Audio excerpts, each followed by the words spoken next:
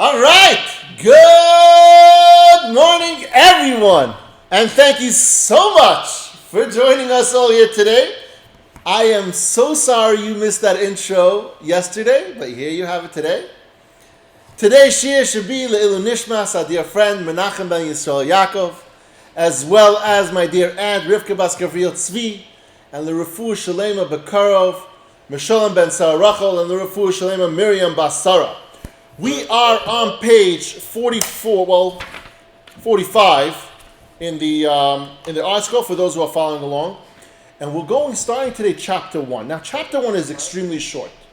Chapter 1 does a very, very basic explanation as to what bitachon is and what is the meaning of it in a very short context. And then the rest of the Sefer, all the other 7 chapters, are going to discuss in depth different parts of it. And so the goal of Shaar Habitachon, so we understand, is to clarify the mitzvah of having bitachon on Hashem. As you talk about that, trusting in Hashem is actually a mitzvah that we should do it. And Rav Av explains why one should in fact and must place his trust and reliance in exclusively on Hashem, and how we can attain this level of bitachon. He's going to just give us all the tools to be able to grow, get better, and maintain. And at the end of Shaar Habitachon, it goes through the different levels, the 10 levels of bitachon. And so we're going through the tools that's going to give you the ability as you go on in life to grow and attain those different levels of bitachon. But chapter 1, Rav Av sets out to explain what bitachon is and what would lead a person to place his trust in anyone at all. Forget about Hashem for a second. He starts over chapter 1 just to explain briefly what is trust in someone else. And that was what he's going to discuss in chapter 1. Since the subject is the definition of bitachon, Rav Av speaks in kind of an abstract way about what it means to place trust in someone, and not yet specifying Hashem, and Hashem is going to bring it in a little bit later. So we start in Perek Aleph, chapter 1 of Rav Av, and discussing what bitachon is. Rav Av begins by providing the meaning of bitachon.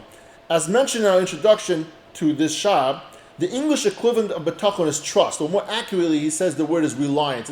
It's not a huge difference, but it's a more meaningful word that you rely on somebody else. Not just trust that they would do well, but you also rely on them for that. And there are many levels of trust, as you were going to learn later on, one can place in one another, but Rav Av concisely describes the degree of trust that qualifies as bitachon, and the basis for having such trust in anyone at all. And again, not mentioning Hashem just yet, briefly, and we're going to go on from there. It says, Achma hu habitachon hi. The essence of bitachon is menuchas nefesh habayteach, trusting in someone to the extent that that one who he trusts in has peace of mind. And this person, his heart relies on, is whom he has placed his trust in, to do what is good and appropriate for him in any matter in which he places his trust in him. So if someone trusts somebody into doing a certain task, he has full trust in that person, or he should be having full trust in that person. That person is going to come through on getting that done no matter what. He trusts that the one he relies on will do so due to the one's ability and to do what is good for him, for the person who's getting the help, with the knowledge of what is good for him. And he says, in other words, bitachon means being supremely confident that your destiny, your outcome of what happens to you, is in the hands of someone who will do whatever is good for you, and only what is good for you, because he knows what is best for you and is able to do what is best for you all the time. This does not mean that one who has bitachon will attain the result he wants and that he thinks is good. We're going to have to be very, very mindful of that bitachon doesn't mean that if I rely on that, that's going to absolutely happen. He says, rather, as Rav Av makes clear in the next chapter, it means that one who has bitachon is confident that whatever result comes about will actually be the outcome that is best for him, whether he understands it or not. This is because the one upon whom he relies knows better than he does what is good for him and has the ability to achieve whatever result he deems good. And so what he's explaining is having bitachon and relying on someone else doesn't mean that you're going to get the result you're necessarily looking for. It just means that if you have full trust in this person, rely on this person, and you believe that whatever he does is right, then you understand that maybe what you believe the outcome should be is not what that person you're trusting in believes the outcome to be. And the reason they're doing it a different way or has a different outcome is because they believe that that's best for you. And that's what he says. And now, having defined bitachon, Chavos Avavos adds a requirement for bitachon. Even if there is someone out there with the ability to do what is good for a person and the knowledge of what is good for him, that does not suffice to place absolute trust in him. True bitachon is built on another critical factor. There's a second factor over here. It says, however, there is a fundamental element that provides a basis for one to place absolute trust in another, and without this absolute fundamental element, which true bitachon cannot exist. It says,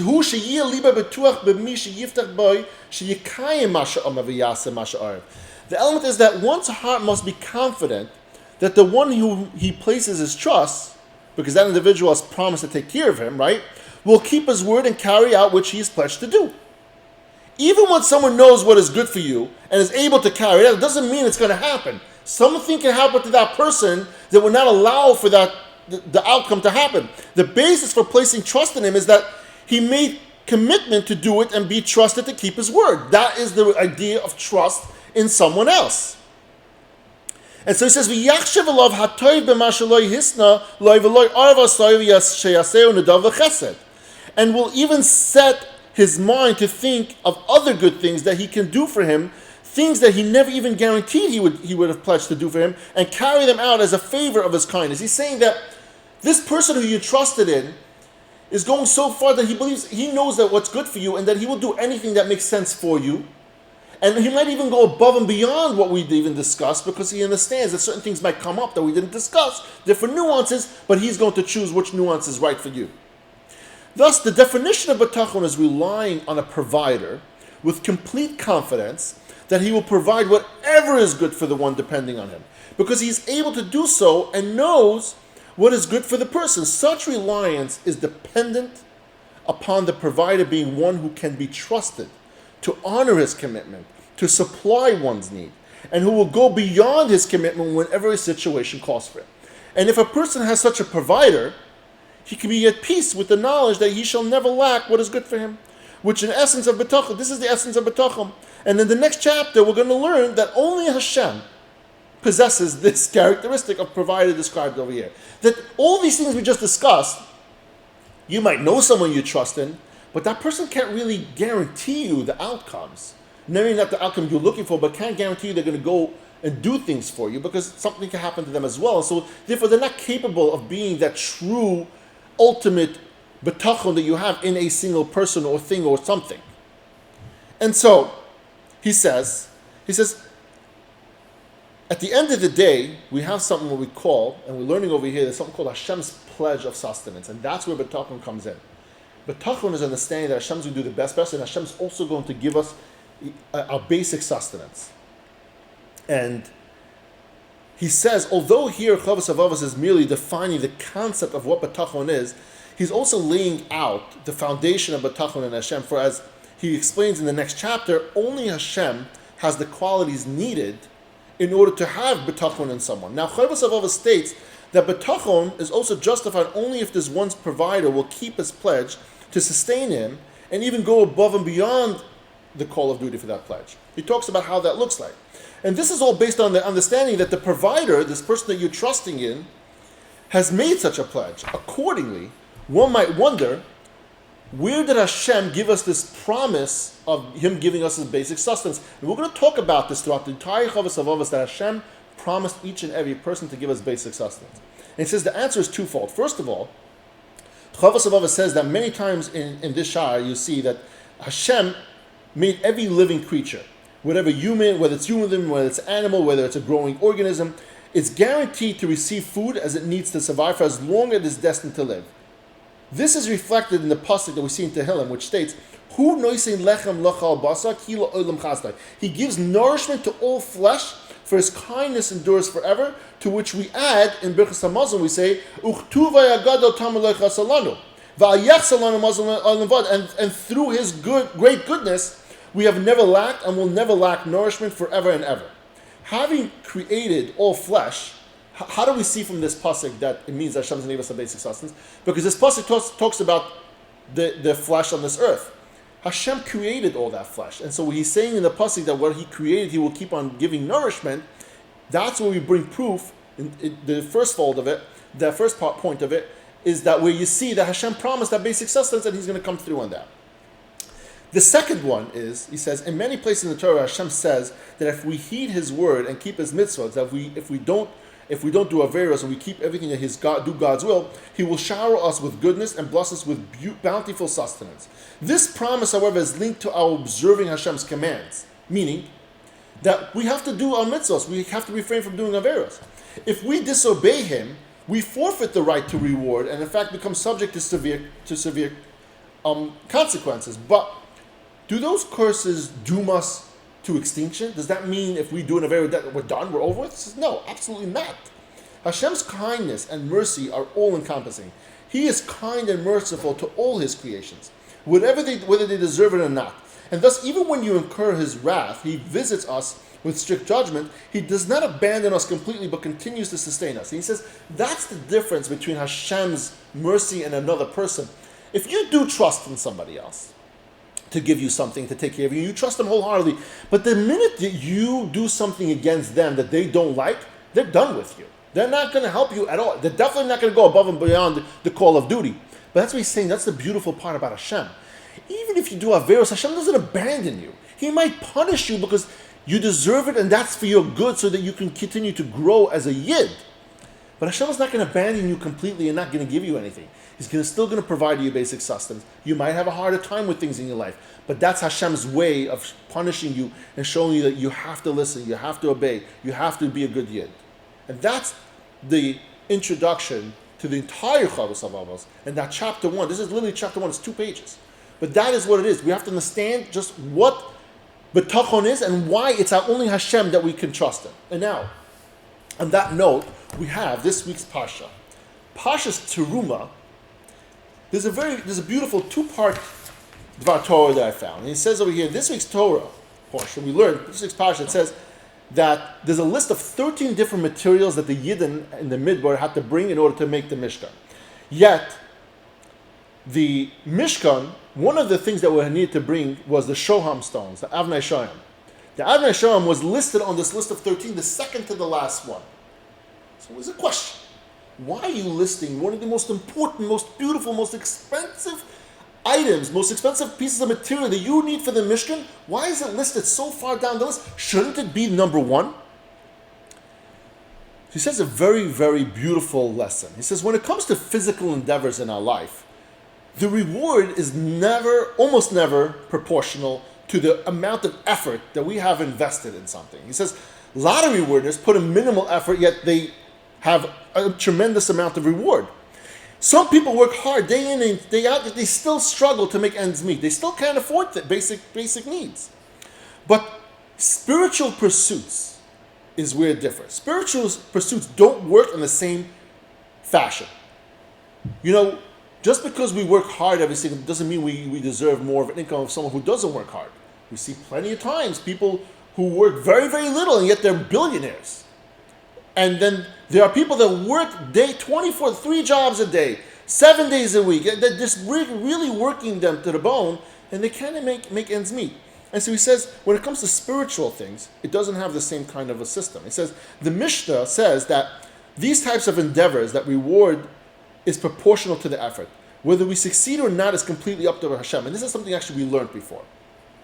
The amount of toil that we invest is completely up to us. And therefore, the effort and exertion is what our reward is based on. And this is one explanation as to why the Shoham stones were listed towards the end. Why? Because even though this material was comparably more valuable, but the amount of effort that the Yidden put in towards these stones was far, far less. It was a lot harder to get everything else. It was a lot more work that to be done in order to get the other materials, and that's why those were put first, because they were putting in effort into something for Hashem's cause, not for their own cause.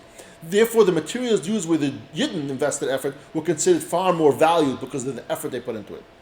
He said, this is a very conforming lesson, as we know, that if we put an effort and try regardless of the outcome, we have succeeded and will be rewarded that proportionally. This idea is further reflected in the Pasha when Hashem commands Moshe Rabbeinu to build a menorah. What happened over there?